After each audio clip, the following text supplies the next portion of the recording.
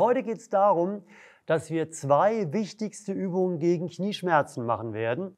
Zwei Übungen und die sind meistens unserer Erfahrung nach schon ausreichend dafür, dass die Knieschmerzen richtig runterrauschen. Bitte leg dich mal auf den Bauch, Vanessa, dann erkläre ich euch genau, was jetzt gemacht werden muss.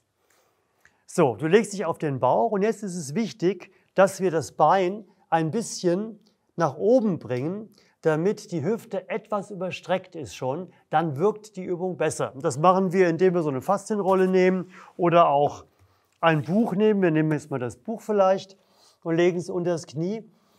Muss halt, wenn es zu hart ist, legst du noch einen Topflappen drunter oder ein gefaltetes Handtuch.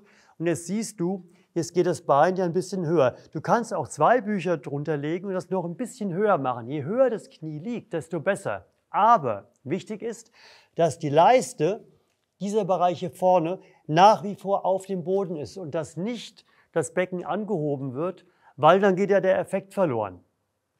So, wenn das passiert ist, Vanessa, beug mal dein Knie bitte und jetzt greife mit der linken Hand nach hinten.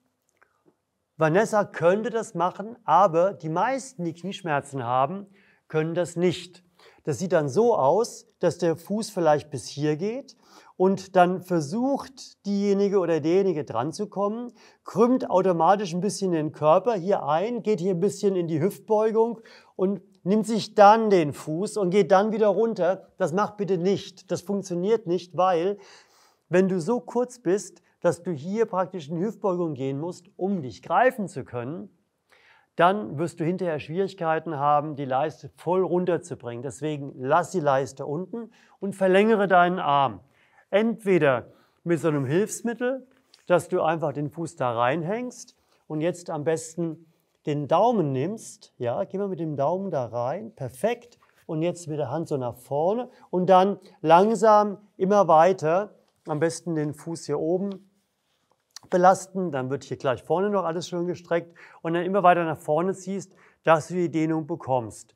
Oder wenn du so ein Hilfsmittel nicht hast, dann nimmst du einfach einen Gürtel, machst den entsprechend lang und machst es mit dem Gürtel oder du nimmst ein Handtuch und machst das Handtuch rum und greifst in beiden Händen nach hinten.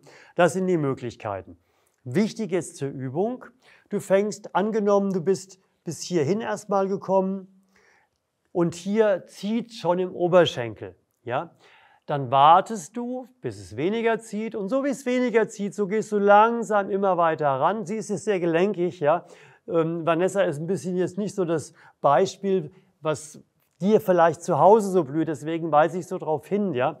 Also wundere dich nicht, wenn du ab hier schon richtige Dehnungsschmerzen hast, die verhindern, dass du weiter in die Dehnung möchtest, ja? Egal wo du bist, ob hier, ob hier, ob hier, such dir deinen Punkt und dann gehst du so weit in die Dehnung, dass du vorne am Oberschenkel diesen Dehnungsschmerz hast, der gerade noch gut erträglich sein muss und mach das 2 bis 2,5 Minuten. Aber das Wichtige, denk dran, die Leiste, dein Becken muss voll unten bleiben, damit du nicht in die Hüfte beugst. Und jetzt geht es mit der zweiten Übung weiter. Wie du eben gemerkt hast, war das ja für die Vorderseite. Wie war denn die Übung? Erzähl mal. War eigentlich recht angenehm. Wie gesagt, ich bin, glaube ich, relativ gelenkig. Also ich musste halt bis zum Anschlag gehen, aber war auf jeden Fall was ich täglich umsetzen kann. Also es ist jetzt nicht unangenehm gewesen. Ist auch spannend, weil du könntest dir jetzt fragen, hey, die Vanessa, die kommt da viel weiter mit ihrem Fuß zum Gesäß. Wieso hat die denn trotzdem Schmerzen? Und da wird wieder klar der Unterschied zwischen der Faszie und den Muskeln, weil bei der Vanessa tippe ich jetzt mal drauf, weil sie ist ja Personal Trainerin, ja, und sehr viel bewegungsmäßig unterwegs. Und da staut sich halt viel an Restkontraktionen auf, von den ganzen Übungen, die du mit deinen Klientinnen und Klienten machst, ja. Und das alles führt zu einer Spannung. Die Faszie ist bei ihr aber nicht das Problem. Die Faszie ist ja dieses Bindegewebe, was nicht durchs Gehirn jetzt so angesteuert wird im Sinne von Kontraktion und Entspannung und so weiter. Und dadurch, dass sie die Faszie halt locker hat, kommt sie auch mit dem Fuß ran. Aber der Muskel, wenn er eben in seine Spannung reintrainiert ist dann trotzdem ein Widerstand, den man halt viel leichter rausarbeiten kann. Also das ist für dich ist eigentlich eine Luxussituation, weil wenn du die Spannung beseitigst von den Muskeln, ist das Problem gelöst. Andere Menschen haben das Problem, wie du vielleicht auch, die du gerade guckst oder der du gerade guckst, ja, dass die Faszie zu eng ist und zu kurz ist. Und das kostet erheblich mehr Arbeit, da dann die Übungen auch entsprechend zu machen, um die Beweglichkeit erstmal überhaupt hinzubekommen. Und jetzt gehen wir zur Rückseite des ganzen Geschehens, und zwar vor allen Dingen betont auf die Waden und auf die Kniekehle. Und dazu machen wir Folgendes. Vanessa, zieh mal den Schuh aus, dann kann das besser klappen, und streck mal das Knie vollständig durch. Perfekt. Jetzt haben wir genau untergelegt, dass die Kniekehle auflegt und die Ferse auflegt. Und jetzt gibt es meistens ein Problem bei dieser Übung. Vanessa hat es eventuell nicht.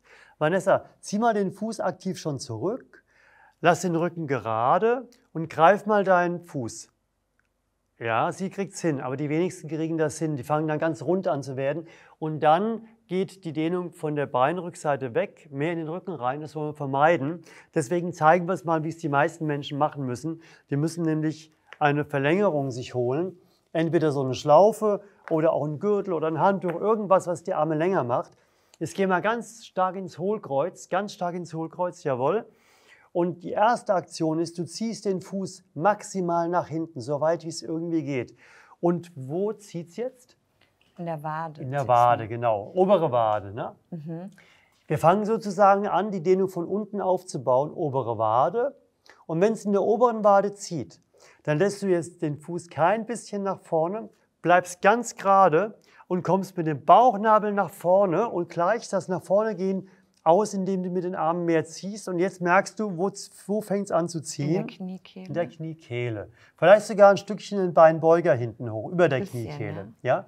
Und das ist jetzt perfekt die Situation, in die du dich 2 bis 2,5 Minuten immer weiter reinarbeitest. Aber achte darauf, hier krasses Hohlkreuz zu lassen, weil dann geht der ganze Zug direkt auf die hintere Beinlinie drauf und du kriegst das frei.